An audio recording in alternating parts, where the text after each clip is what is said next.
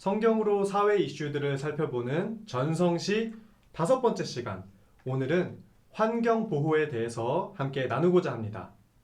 여러분, 우리가 살고 있는 지구의 건강 상태는 어떨까요?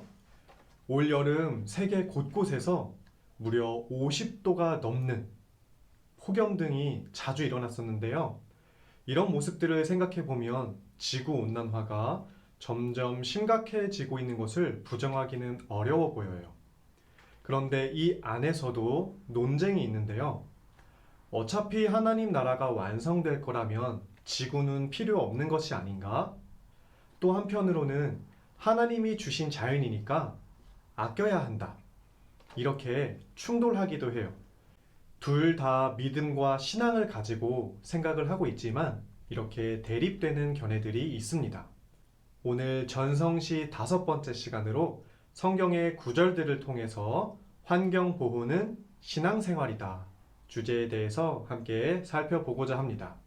이를 위해서 네 발자국을 함께 걸어 나가 보도록 하겠습니다. 첫 번째 발자국.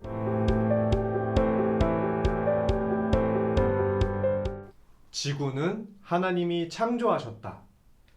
성경은 세상을 하나님이 창조하셨다는 것을 증언하고 있어요. 또한 시편 24편 1절에서 이렇게 말씀하는데요. 땅과 거기에 충만한 것과 세계와 그 가운데에 사는 자들은 다 여호와의 것이로다. 이 세상은 하나님의 것이라고 말씀하고 있어요. 우리가 살고 있는 이 지구는 하나님의 것이에요. 온 세상 만물이 하나님의 것이라면 우리가 함부로 대할 수 있을까요? 두 번째 발자국.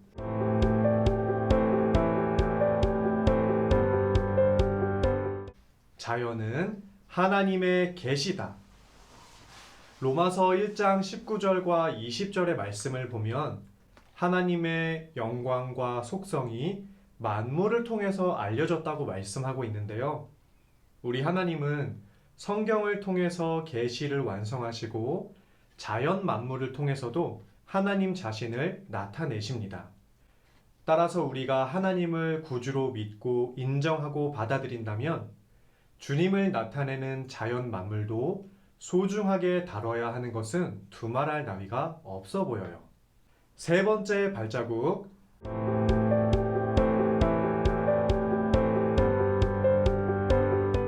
사람은 자연을 돌보는 청지기다. 하나님은 자신의 소유인 자연을 사람들에게 돌보라 청지기 사명을 주셨습니다. 창세기 1장 26절부터 28절까지를 보면 하나님께서는 사람에게 땅을 정복하고 다스리라고 말씀하시는데 여기서 정복은 함부로 파괴하라는 말이 아니라 지키고 보존하라는 의미입니다.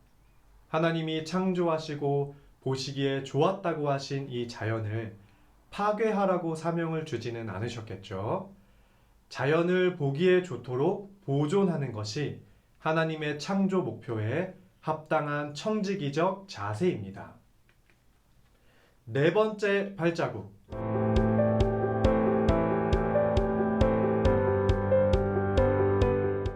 동물도 돌볼 수 있어야 한다.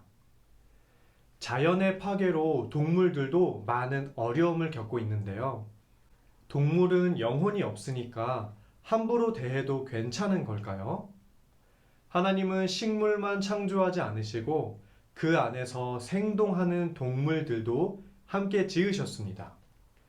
이사야 기자는 새 하늘과 새 땅의 완성을 말하면서 사람과 맹수들이 함께 뛰어노는 세상을 말씀하고 있습니다.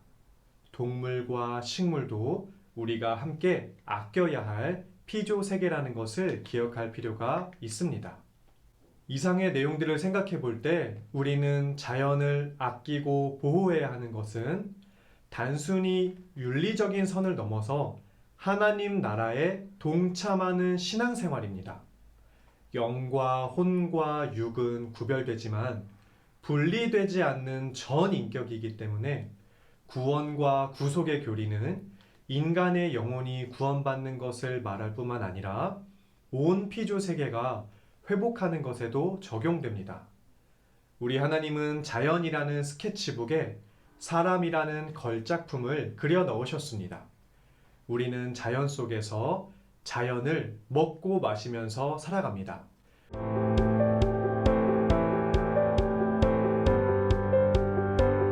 오늘의 결론.